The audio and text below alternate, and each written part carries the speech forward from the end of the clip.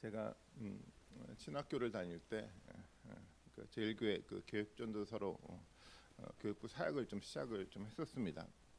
그때 처음 맡은 부서가 중고등부하고 대학부였었는데요. 그러니까 사역을 하자마자 이제 중고등부 수련회가 계획돼서 좀 진행을 해야 하는 상황이었었는데, 그때 중고등부 부장 집사님이 아가서를 가지고 수련을 하면 어떻겠느냐라고 저한테 제안을 하시더라고요.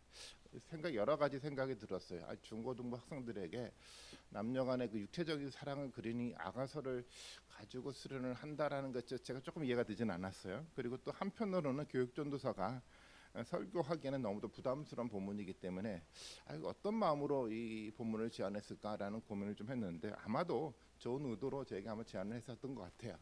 그래서 저도 그냥 그렇게 하겠다라고 좀 답변을 했는데, 사실 아가서에 대한 충분한 이해가 당시에 없었음에도 불구하고 그냥 할 수 있을 것 같았습니다.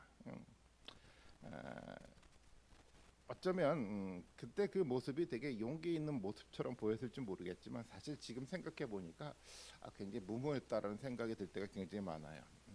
성경 해석에 대한 충분한 지식이 없는데 부족했는데도 불구하고 어떻게 이런 무모한 용기를 냈나라는 생각을 하게 되는데, 원래 좀 그렇잖아요. 원래 잘 모를 때 용기를 내지 않습니까? 원래가 그래요. 우리가 잘 모를 때 용감해지는 겁니다. 근데 지금은 사실 그렇지 않아요. 성경 읽고 본문을 선택할 때 그런 용기를 제가 잘 내지 못합니다. 본문을 좀 잘못 해석해서 하나님의 말씀이 아니라 어떤 다른 이야기를 할까 그런 걱정된 마음 때문에 쉽게 성경 본문을 택하지를 잘 못하겠더라고요. 그래서 성경 본문을 해석하고, 그래서 항상 성경 본문을 대할 때 성경 본문을 해석하고 여러 참고 서적을 통해서 이 해석에 무리가 없는지 확인을 받고 그리고 설교를 좀 하게 돼요. 그래서 이 에스더를 본문을 좀 들여다보면서 그런 과정을 거치기가 너무 어렵더라고요. 왜냐하면 신뢰할 수 있는 에스더된 자료가 이렇게 많지 않았었습니다. 제가 읽고 있는 책이 두 권인데, 그 BST 시리즈에 나오는 에스더 강해 설교라는 책을 좀 읽고 있어요. 근데 이 책은 주로 역사에 대한 이야기를 많이 기록을 하고 있고, 실질적으로 우리 삶에 적용될 만한 어떤 이야기를 좀 그리고 있지 않아서 조금 아쉬움이 남는 책이었어요. 그리고 또 하나는 그 에스더 성경 주석책을 좀 참고하고 좀 읽고 있는데, 이 주석에서 이 적용점을 제시를 할 때 너무 에스더의 주제와 벗어난 주제를 가지고 적용점을 제시를 해서 그 주석도 참고하기가 너무 어려워졌습니다. 그 주석책은 오늘 본문에 대해서도 교만한 하만 이런 주제로 적용을 하면서 이야기를 좀 만들어 가고 있더라고요. 그래서 좀 이 부분도 마음에 들지 않았어요. 그래서 어떻게 생각해보면 이런 이야기는 이 에스더가 그만큼 해석과 적용이 참 어려운 성경이라는 의미이기도 합니다. 그리고 아시는 것처럼 에스더는 자세한 어떤 설명을 하지 않아요. 그리고 주제를 굉장히 숨겨두고 이야기를 기록해 나가고 있잖아요. 그래서 더 해석하고 또 적용하기 어려운 성경이 바로 이 에스더다라는 생각을 좀 하게 됩니다. 정말 이해하기 어려워요. 그래서 가끔은 계속 설교를 준비하면서 내가 왜 이 에스더를 선택했을까라는 후회를 좀 많이 하기도 합니다. 오늘 본문에서도 그러니까 이해가 되지 않는 부분이 있어요. 여러분 본문을 읽어보면서 그런 생각을 했을지 모르겠지만, 그 이해되지 않는 그 상황은 그 모르드게에 대한 행동에 대한 것이었는데요. 그러니까 이 본문 내용은 그런 거잖아요. 하만은 왕으로부터 신뢰받는 최고의 권력자였습니다. 그래서 하만에게 그래서 왕은 모든 사람이 하만을 볼 때 엎드려 절하도록 왕이 명령을 했죠. 그러니까 왕에게 하는 것처럼 하만에게도 절하라는 명령을 이 왕이 명령을 내린 거였어요. 그런 왕의 명령이 물론 지혜롭지 못한 명령으로 보일 수 있어도, 그럼에도 불구하고 모든 사람들은 이 왕의 명령에 사람들은 순종하고 따라야만 했었어요. 율법도 세상의 지도자에게 예를 갖추는 것에서 특별히 잘못된 행동이라고 얘기하지 않아요. 그렇기 때문에 어쩌면 하만에게 절하는 것은 율법적 관점에서도 당연한 태도였을 거라고 생각할 수가 있어요. 물론 어떤 사람들은 우상하게 절하면 안 돼라는 신앙을 모르드게가 가지고 있었기 때문에 모르드게가 절하지 않은 거야 라고 설명을 할 수 있지만, 그 설명은 충분하지 않아요. 왜냐하면 하만은 우상이 아니라 그냥 예를 갖춰야 될 정치 지도자였거든요. 또한 모르드게가 왕에게는 절을 하지 않았을까요? 왕에게는 절을 했을 거예요. 에스더도 마찬가지고 모르드게도 그렇고 왕 앞에 나갔을 땐 당연히 그에게 절하는 것은 너무도 당연했어요. 왜냐하면 왕은 우상이 아니라 정치 지도자였기 때문이라는 거예요. 그렇기 때문에 이 하만에 대한 이 모르드게의 행동이 우리에게 쉽게 이해가 되지 않아요. 왜 모르드게는 하만에게 절을 하지 않았을까요? 그리고 이 모르드게 행동 때문에 어떤 일이 벌어져 갑니까? 모르드게 한 사람뿐만 아니라 이 모르드게 때문에 유다 사람 모두가 진멸될 위기에 놓였다라는 거예요. 타국 페르시아에서 열심히 살고 있는 유다 사람들에게 어쩌면 하만이 아니라 이 모르드게 때문에 이런 위기가 생겨난 것으로 보여집니다. 그렇게 생각이 들지 않습니까? 그렇다고 한다면 우리는 이 모르드게의 행동을 어떻게 해석하고 이해를 해야 할까요? 모르드게의 행동을 이해하기 위해서 우리는 사실은 모르드게에 대해 일어난 사건에 집중하는 것이 중요한 것이 아니라 그 사건을 바라보는 성경 저자의 관점에 집중해야 됩니다. 이것을 좀 잘 이해를 하셔야 되는데요. 그래서 우리 눈으로 직접 사건을 통해서 모르드게를 보는 것이 아니라 성경 저자의 눈을 통해서 모르드게를 이해하는 겁니다. 이것이 성경에 있는 굉장히 중요한 방법인데요. 이 방법을 가지고 모르드게를 들여다보면 조금씩 이야기가 풀려져 나가기 시작을 해요. 성경 저자는 어떤 생각으로 어떤 눈으로 이 모르드게를 바라보고 모르드게를 이해하고 해석하고 설명을 하고 있었을까요? 먼저 이 저자가 하만과 모르드게에 대해서 어떤 사람으로 표현하고 있는지를 살펴볼 필요가 있어요. 3장 1절에 보면 저자는 하만을 아각 사람이라고 얘기를 합니다. 아각 사람이요. 아각하면 여러분 떠오르는 한 인물이 여러분 있습니까? 아각은 아말렉의 아각 왕의 후예를 말하고 있는 거예요. 아멜렉 사람들은요, 사실 역사적으로 볼 때 이스라엘과 적대적 관계에 있었던 사람들이었어요. 이 적대적 관계를 드러내기 위해서 저자는 하만을 아각 사람이라고 자세하게 드러내 표현하고 있다라는 거예요. 모세가 이스라엘 백성들을 광야로 이끌고 나왔을 때 처음으로 이스라엘 백성들을 공격했던 사람들이 바로 이 아말렉 사람들이었어요. 그러니까 여러분이 이 전투를 아마 기억하실 거예요. 모세가 이 아말렉과의 전쟁에서 승리하기 위해서 아론과 훌을 언덕으로 데리고 올라가서 팔을 들고 전쟁을 벌이지 않습니까? 그리고 에스더가 아니라 여호수아가 장정들을 뽑아서 아말렉과 전쟁을 했어요. 그래서 이 모세의 팔이 내려올 때는 누가 집니까? 이스라엘이 지었지만 모세의 팔이 올라갈 때는 이스라엘 백성들이 이겼잖아요. 그래서 아론과 훌이 모세의 팔을 지켜서 결국은 이스라엘 백성들이 승리하게 만드는 전쟁의 역사가 여러분 그 역사를 아마 기억하실 것 같아요. 그 중에서 그때 하나님이 하신 말씀이 있어요. 이게 굉장히 중요한 말씀인데 출애굽기 17장 14절에서 16절 말씀인데요. 이렇게 기록하고 있죠. 이렇게요. 그때 주님께서 모세에게 말씀하셨다. 너는 오늘의 승리를 책에 기록하여 사람들이 잊지 않도록 여호수아에게는 내가 아말렉을 이 세상에서 완전히 없애서 아무도 아말렉을 기억하지 못하게 하겠다라고 얘기를 했어요.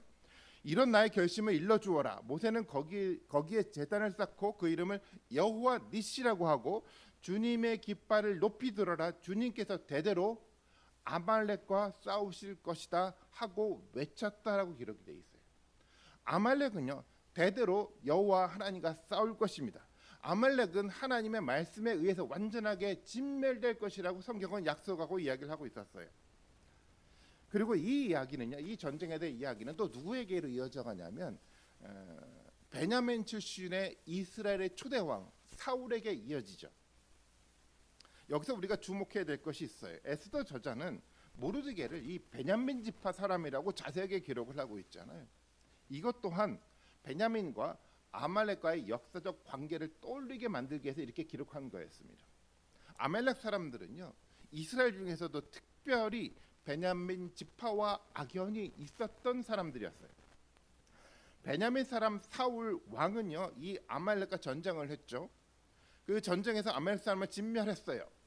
그러나 여기서 사울 왕은 하나님 말씀을 철저하게 순종하지 않았습니다. 아말렉 왕 아각을 살려줬다라는 거예요. 그리고 하나님의 전쟁에서 모든 것들을 다 진멸하라라고 명령했음에도 불구하고 이 사울 왕은요 좋은 것을 숨겨놓으면서 하나님께 불순종했잖아요. 그래서 이 사울 왕은 그때부터 하나님으로부터 버림받게 됩니다. 그때 하나님이 했던 말씀 우리가 너무도 잘 아는 말씀이 있잖아요. 순종이 제사보다 낫고 말씀을 따르는 것이 순양의 기름보다 낫다라는 이 말씀이 여기서 나옵니다. 물론 나중에 사무엘이 아가강을 죽이기는 하지만 역사 속에서 이 아말렉 후손들은 살아남았어요. 그리고 본문을 통해서 알 수 있는 것처럼 이 살아남은 아말렉 사람이요, 페르시아 중심의 이 아말렉 사람들이 다시 등장하게 된 겁니다. 그것도 최고의 권력을 가지고 등장했다라는 거예요. 그리고 역사 속에서 특히 베냐민 지파 악연이 있었던 아말렉 사람 하만이 베냐민 사람이었던 모르드게와 페르시아에서 만난 것이에요. 하나님 말씀의 근거에 본다고 한다면 이 아말렉 사람은 진멸해야 될 대상이었습니다. 이것이 저자의 시각이고 또한 모르드게의 시각이었습니다. 그래서 모르드게는요, 이 진멸의 대상에게 절할 수가 없었어요. 하만이 가진 권력을 이 모르드게는 인정할 수 없었다라는 겁니다.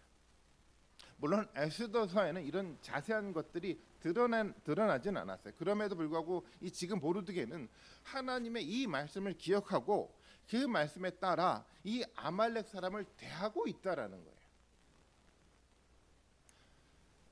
지금 유다 민족은 위기 속으로 점점점 들어가고 있지 않습니까? 그런데 이 위기는요, 한 개인의 잘못된 판단, 잘못된 행동 때문에 만들어진 것이 아니라는 것을 우리가 알고 있어야 돼요. 하나님 말씀을 기억하고요, 하나님 말씀을 실현하기 위해서 행동하고 있었던 삶의 과정 속에서 일어난 위기였다라는 거예요. 그리고 이 위기는 간단한 위기가 아니었죠. 아말렉이 아니라 반대로 유다 민족이 진멸되는 최악의 위기가 이 위기였다라는 거예요. 본문을 통해서 이야기를 살펴봤으면 좋겠어요.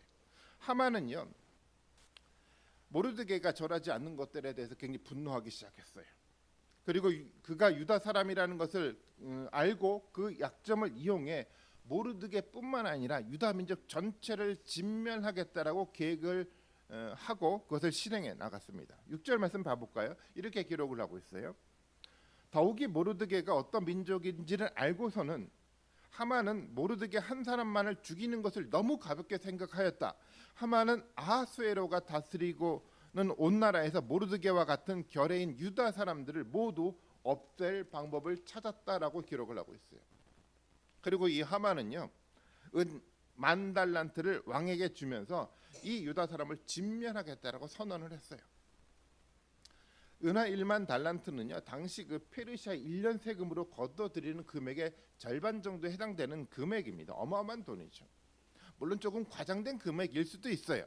그렇지만 분명한 것은 하만은요, 엄청난 돈을 왕에게 바치고 난 다음에 내가 이것을 위해서 이 유다 모든 민족을 진멸하겠다라고 이 왕에게 선언을 한 것입니다.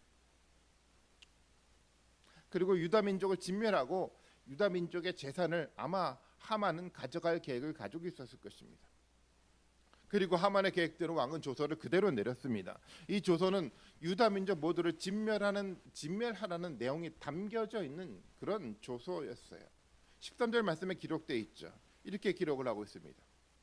그렇게 한 다음에 보발꾼들을 시켜서 그 조서를 급히 왕이 다스리는 모든 지방으로 보냈다. 그 내용은 12째 달인 아달월 13일 하루 동안에 유다 사람들 남녀노소 할 것 없이 모두 죽이고 도륙하고 진멸하고 그들의 재산을 빼앗으리라는 것이다라고 기록을 하고 있어요. 하나님이 베냐민 사람 사울에게 아말렉 사람에게 했던 명령이 바로 이 명령이었잖아요. 그런데 지금 페르시아 왕에 의해 유다 사람들에게 내려지고 있는 이 명령이 된 것입니다. 정말 아이러니한 상황이 만들어지지 않았습니까? 하나님의 말씀을 기억하고 그 말씀대로 살아가려고 하는데 이 말씀대로 살아가려고 하는 사람들 가운데 이 큰 위기가 닥쳤다라는 거예요. 이것이 유다 사람들이 맞이하고 있는 위기였습니다. 지금 그 모르드게는요, 개인의 생각이 아니라 하나님의 말씀대로 살아가려 하다가 진멸의 위기를 맞게 된 것입니다. 사실 너무 이상하지 않습니까? 성경을 통해서 우리가 알 수 있는 것처럼 하나님의 말씀대로 살아가기만 하면 하나님 어떤 약속을 해주셨습니까? 말씀대로 순종하고 살아가기만 하면 너희 삶들이 형통하게 될 것이다라고 끊임없이 성경을 통해서 반복해서 하나님 말씀하셨다라는 거예요. 그런데요, 형통의 삶이 아니라 이 말씀대로 살아가는 이 민족 가운데 커다란 위기가 계속해서 닥쳐가고 있다라는 거예요. 여러분, 이 하나님의 말씀이 실제로 이행되고 있는 건가요? 도대체 하나님의 말씀이 실현되고 있는 걸까요? 사실 이것은 우리 삶 속에 있는 고민이기도 합니다. 우리도 그래요. 하나님의 말씀대로 살아가기만 하면 형통한 삶들이 있겠다라는 믿음을 가지고 살아가지만 그렇지만 잘 안 돼요. 우리는 그렇게 생각을 하잖아요. 우리가 그렇기 때문에 사업을 하면 사업도 잘 돼야 되고, 공부를 하면 공부도 잘 돼야 되고요, 좋은 사람 만나서 결혼도 잘 해야 되고요, 우리가 해나가는 모든 것들이 잘 되는 형통한 사람들이 말씀을 붙들고 살아가는 사람들에게 당연히 있어야 될 거라고 생각하는데 그렇지 않아요. 가끔 이런 생각도 하게 돼요. 뭔가 잘못된 일들이 벌어질 때마다 우리 마음 깊은 속에 이런 생각이 들잖아요. 하나님 나를 떠나간 것은 아닐까? 어려운 일이 생겨날 때, 혼돈이 일이 생겨날 때, 위기가 우리 가운데 닥쳤을 때 하나님이 나를 혹시 버린 것은 아닐까라는 생각 속에 있을 때도 있지 않습니까? 이것이 우리의 현실의 문제잖아요. 우리가 생각할 때 우리 삶에 우리가 생각하고 있는 그런 형통은 우리에게 실제적으로 잘 일어나지 않아요. 오히려 반대로 어려운 일, 혼돈스러운 일, 때때로 고난도 우리 가운데 생겨나더라는 겁니다. 왜 하나님의 말씀을 붙들고 살아가는데, 세상 사람들보다 더 형통하게 살아가야 되는데 왜 하나님은 우리에게 혼돈과 어려움과 고난을 우리에게 주시는 걸까요? 때때로는 그런 어려운 상황에 있을 때마다 하나님 우리에게 어떤 반응도 하지 않는 것처럼 느껴질 때가 있어요. 하나님이 정말 나와 멀리 떨어지는 어떤 분으로 느껴질 때가 너무도 많아요. 이런 혼돈을 여러분도 경험하지 않으셨습니까? 어떻습니까? 여러분은 어떻게 생각을 하십니까? 말씀을 순종하고 살아가려고 이렇게 예배의 삶을 살고 있는 여러분에게 여러분들이 생각하는 형통의 삶이 지금도 이루어져 가고 있습니까? 아니면 오히려 에스더가 경험하고 있는 그 혼돈이요, 모르드게가 지금 직면해 있는 이 위기의 삶이 여러분들 앞에 있습니까? 이해가 되지 않아요. 이렇게 이해가 되지 않는 삶을 산 사람이 또 한 사람이 있죠. 누구냐면 바로 우리가 너무도 잘 아는 요셉입니다. 아시는 것처럼 요셉은 꿈을 꾸죠. 어떤 꿈을 꿉니까? 요셉이 묵고 있는 곡식단이 우뚝 일어섰는데요, 요셉의 형들이 묶은 곡식단이 요셉의 곡식단 앞에 절을 하는 꿈을 꾸었다라는 거예요. 요셉은 그것을 단순한 꿈이라고 생각하지 않았어요. 정확한 꿈의 의미는 몰랐을지 모르겠지만 이것은 하나님이 주시는 특별한 꿈이라고 요셉은 생각을 했습니다. 그래서 형들에게 이야기를 했죠. 또 어떻습니까? 이 꿈에 대한 이야기 때문에 오히려 요셉은 형들에게 미움을 받았어요. 형들에 의해서 죽음의 길을 겨우 넘기고 결국은 이집트의 노예로 팔려가게 됩니다. 이 순수했던 요셉이요, 예상치 않은 하나님의 꿈 때문에, 하나님 주신 그 말씀 때문에 이런 위기를 겪어가고 있다라는 거예요. 그뿐 아니죠. 요셉에게 있었던 위기는 거기서 끝나지 않아요. 보디발의 아내 모함으로 어떤 일들이 벌어져 감옥에 갇히게 됩니다. 뿐만 아니라 감옥 안에서도 술 맡은 관원의 꿈을 해석해주면서 이 관원이 복직하면 자기를 기억해달라, 이곳에서 꺼내달라고 부탁을 했음에도 불구하고 이 복직했던 술 맡은 관원이 요셉을 기억하지 않았어요. 끊임없는 모함, 끊임없는 배신, 끊임없는 위기와 고통 속에 이 요셉은 살아가게 되었다라는 겁니다. 여러분, 이해가 좀 되십니까? 정말 순수했던 소년이었잖아요. 하나님 앞에서도 정말 순수한 마음을 가지고 정말 살아갔던 요셉이었습니다. 그런데 그 순수한 사람에게요, 정말 마음에 끊임없는 상처를 줄 만한 많은 위기가 요셉 가운데 끊임없이 닥쳐가고 있었다라는 겁니다. 젊은 시절을 이렇게 보내게 됐어요. 이해가 되십니까? 왜 하나님은 언약의 관계에 있는 사람들에게 주어야 할 이 형통의 삶이요, 복의 삶이 왜 요셉에게는, 또 때때로는 우리에게는 하나님 우리에게 주지 않는 것일까요?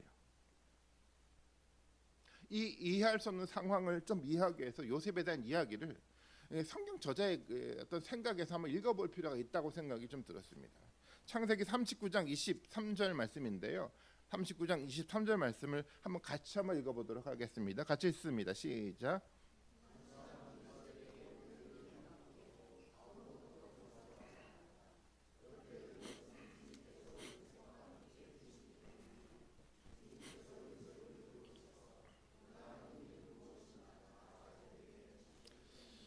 이런 얘기를 하고 있잖아요. 여러분 이 상황이 좀 이해가 되는지 모르겠어요. 지금 감옥에 있습니다. 간수장인 요셉에게 모든 일을 다 맡겼어요. 아무것도 간섭하지 않았다라고 얘기를 해요. 이것은 하나의 사실인 거잖아요. 근데 그렇게 된 것은 어떻다고 표현하고 있냐면 이것은 저자가 설명을 단 겁니다. 저자가 이야기를 설명을 하고 있는 겁니다. 이렇게 된 것은 저자의 관점 속에서는 이렇다라는 거예요. 주님께서 요셉과 함께 하시기 때문에 이런 일들이 일어나고 있다라고 설명을 단 것입니다. 주님께서 요셉을 돌보시고 계시다라는 거예요. 그래서 그가 하는 일은 무엇이나 잘 되게 해주셨다라고 얘기를 하고 있어요. 이것이 저자의 관점이고 성경의 설명인 겁니다. 어려운 상황에 있었을 때 아마 그 당시에 요셉은 잘 몰랐을 거예요.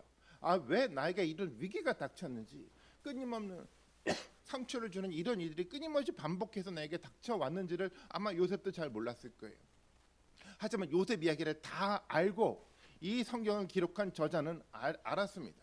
순간순간 요셉도 몰랐고 혼돈 속에 빠져 있었을지 모르겠지만 그 가운데서도 누가 계셨다라고요? 하나님이 그와 함께 계셨다는 것을 명확하게 설명을 해 나가고 있다는 겁니다. 이것을 우리는 알 필요가 있어요. 나중에 물론 요셉도 깨달았을 겁니다. 하지만 위기에 닥쳤을 때는 요셉의 눈에 이것이 잘 보이지 않았을 수도 있어요. 그런데 성경이 말하는 것처럼 분명한 한 가지 사실이요. 성경이 증거하고 있는 것처럼 위기 속에 있었던 요셉은요, 하나님과 함께하고 있는 요셉이었던 겁니다. 위기의 상황에 있었지만 그래서 에스더처럼 언제 어떻게 될지 모르는 혼돈과 두려움의 상황에 있었다고 하더라도 그 상황에서도 하나님은 요셉과 에스더와 모르드게와 함께하고 있었다라는 거예요. 이것이 성경의 설명인 겁니다. 때때로 우리도 그런 생각을 할 때가 있잖아요. 내가 한데 왜 이런 위기가 닥칩니까? 내가 한데 왜 이런 고난이 생겨납니까? 하나님 나에게 멀리 떨어져 있습니까? 그때 당시는 몰라서 혼돈하며 하나님 앞에 기도할 때가 있어요. 하지만 우리의 삶들을 모두를 다 알고 있는 하나님은 이렇게 증거를 하고 있는 겁니다. 아니 그렇지 않다라는 거예요. 하나님 멀리 있는 것이 아니라 그 가운데서도 너와 함께 하고 있다라고 하나님의 말씀하고 있는 겁니다. 그 하나님을 볼 줄 알아야 돼요. 그리고 실제적으로 시간이 조금씩 흘러가면서 하나님이 요셉과 함께하고 있다는 사실이 조금씩 더 분명하게 드러나기 시작을 해요. 어떻게 그것을 할 수 있습니까? 무엇보다도 요셉은요, 변함없이 계속해서 하나님께 정직한 삶을 살고 있다라는 거예요. 상처가 있었지만, 어려움이 있었지만, 고난이 있었지만 성경은 끊임없이 이렇게 얘기를 하고 있어요. 요셉은요, 하나님 앞에 정직하게 행동하고 있었다라는 거예요. 어떻게 정직하게 행동하고 있었을까요? 하나님과 함께하고 있었기 때문에. 하나님이 요셉을 지켜나가고 있었기 때문에 그런 거잖아요. 여러분 우리도 그렇지 않습니까? 우리가 변함없이 예배를 하고 변함없이 어려운 가운데서도 이 시간 말씀을 듣겠다고 여러분 섰던 이유가 여러분 뭐라고 생각하십니까? 혼돈 속에 있었지만 어려운 가운데 있었지만 그것이 하나님이 여러분과 함께하고 있다는 증거로 표현돼 가고 있다는 거예요. 또 요셉의 실제 꿈이 실현됐습니다. 어떤 일들이 벌어졌습니까? 하나님이 요셉과 함께하고 있다는 사실이 요셉의 꿈의 실현됨들을 통해서 분명하게 보여졌어요. 창세기 44장 14절의 말씀에 이렇게 기록을 하고 있습니다. 유다와 그의 형제들이 요셉의 집에 이르니 요셉이 아직 거기에 있었다. 그들이 요셉 앞에 나가서 땅에 엎드리자라고 표현하고 있어요. 아시는 것처럼 기근 때문에 요셉의 형들이 요셉이 총리인 걸 모르고 와가지고 곡식을 구하는 장면 속에 일어났던 장면이잖아요. 형들이 어떻게 됩니까? 엎드려 요셉 앞에 무릎을 꿇었어요. 이것은 언제 나타났던 이야기였습니까? 요셉이 어렸을 때 꾸었던 꿈이 실제적으로 실현되더라는 거예요. 오랜 시간이 지났을지 모르겠지만 하나님은 그렇게 약속을 실현해 주었어요. 그것은 어떤 증거입니까? 하나님이 요셉을 떠나지 않았다라는 증거였어요. 그뿐만 아니에요. 더 중요한 것이 있습니다. 이 꿈을 통해서 하나님은 언약 관계에 있는 하나님의 백성들을 지키는 그 약속을 지켜냈다라는 거예요. 창세기 45장 7절 8절 말씀 봐볼까요? 이렇게 나중에 요셉이 이렇게 고백을 하고 있잖아요. 우리가 너무도 잘 아는 말씀인데요. 하나님이 나를 형님들보다 먼저 앞서서 보내신 것은 하나님의 크나큰 구원을 베푸셔서 형님들의 목숨을 지켜주시려고 것이고 또 형님들의 자손을 이 세상에 살아남게 하시려는 것입니다. 그러므로 실제로 나를 이리로 보낸 것은 형님들이 아니라 누구죠? 하나님이시라는 겁니다. 하나님이 나를 미리 이곳 가운데 보내주셔서 바로의 아버지가 되게 했고 바로의 온 집안의 최고의 어른이 되게 하시고 이집트 온 땅의 통치자로 하나님이 세우신 거라는 겁니다. 요셉은 이것들을 통해서 어떤 일이 성취가 되었는지 알았어요. 하나님은 하나님의 백성들에게 약속을 했잖아요. 내가 너희를 버리지 않겠다라고요. 내가 너희를 형통하게 만들어 주겠다고요. 너희들 가운데 위대한 백성들을 만들어 주겠다라고요. 그런데 이스라엘이 굉장히 기근 속에서 위기가 닥쳤는데요. 그것 때문에 하나님은 미리 누구를 준비시켜 줬습니까? 요셉을 준비시켰어요.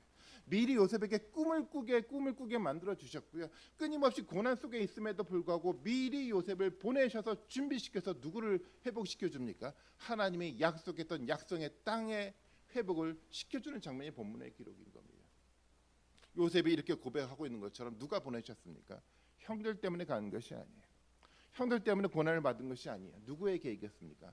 하나님의 철저한 계획 속에 이 일이 이루어지고 있다라는 것을 요셉이 고백하고 있는 겁니다.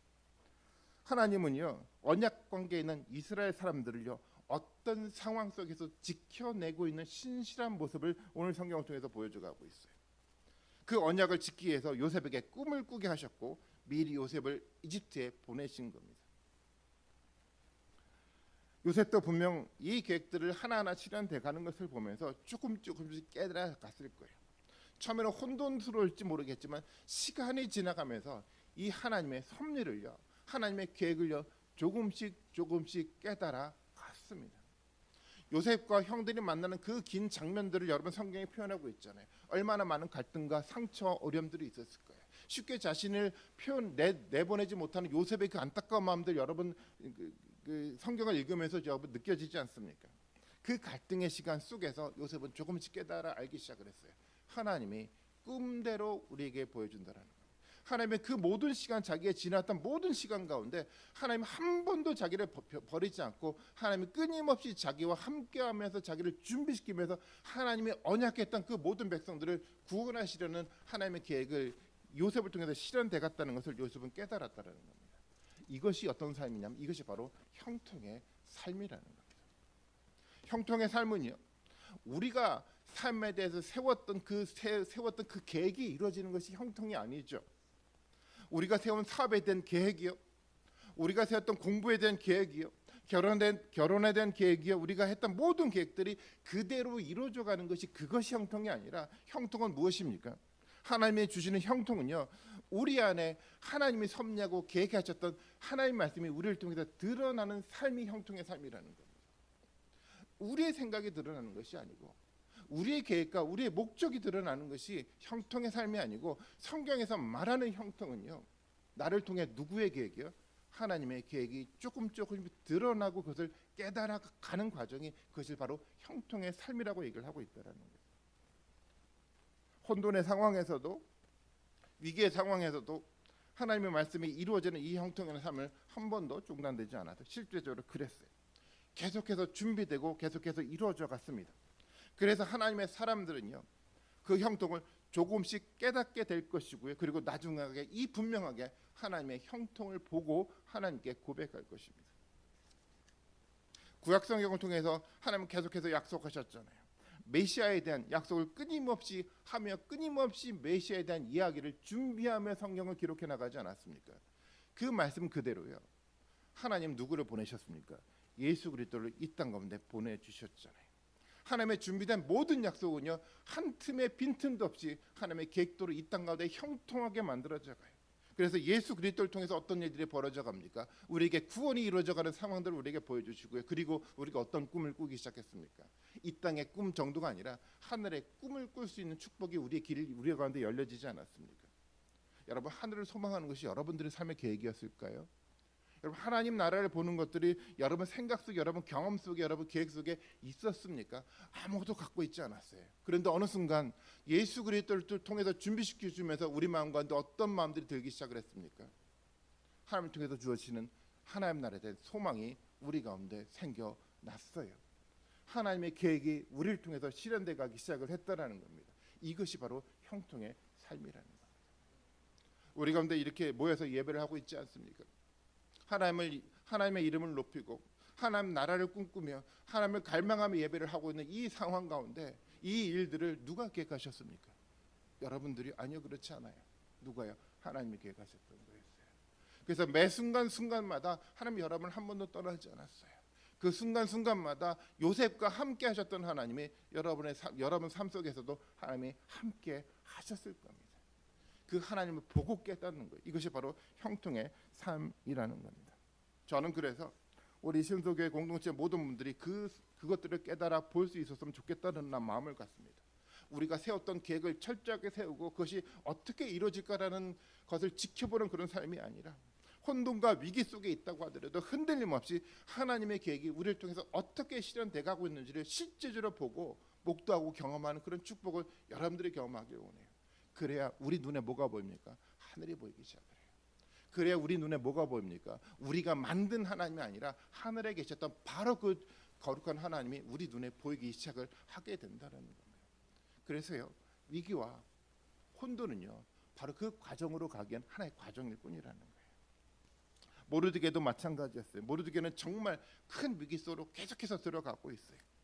7절의 말씀 봐볼까요? 이렇게 표현하고 있잖아요. 3장 7절이요.